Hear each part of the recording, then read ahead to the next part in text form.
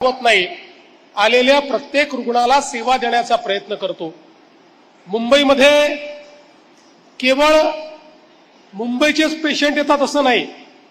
मुंबई देशाची आर्थिक राजधानी आहे। मुंबई एक आधुनिक शहर आहे।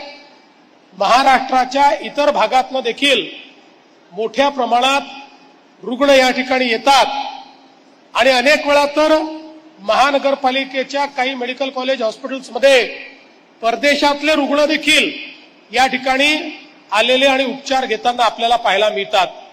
साहजिकच एक मोठा ताण या सगळ्या रुग्णालयावर आहे आणि म्हणूनच याचं आधुनिकीकरण करणं आणि याला एक नवीन स्वरूप देणं, याचा विस्तार करणं हे अत्यंत महत्त्वाचं होतं।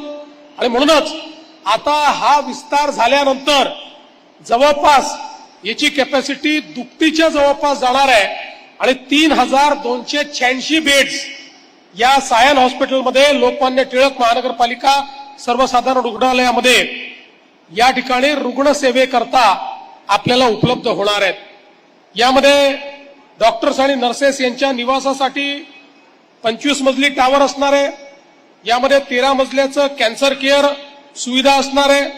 यासोबत वेगवेगळ्या प्रकारचे जे काही या ठिकाणी पेट सिटी असेल, MRI असेल, सिटी स्कॅन असेल, अशा जेवढ्या सगळ्या आधुनिक डायग्नोस्टिक्सच्या व्यवस्था आहेत, या सगळ्या व्यवस्था या ठिकाणी असतील।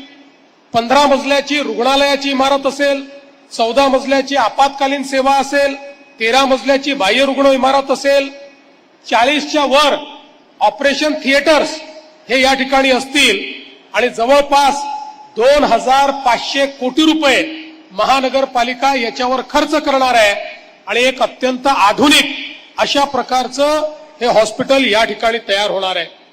भविष्यात वैद्यकीय शिक्षण, आरोग्य सेवा या सगळ्या गोष्टींमध्ये तंत्रज्ञान हे अत्यंत प्रमुख असणार आहे आणि अशा प्रकारचं तंत्रज्ञान देखील या हॉस्पिटलच्या माध्यमातून या ठिकाणी वापरण्यात येणार आहे।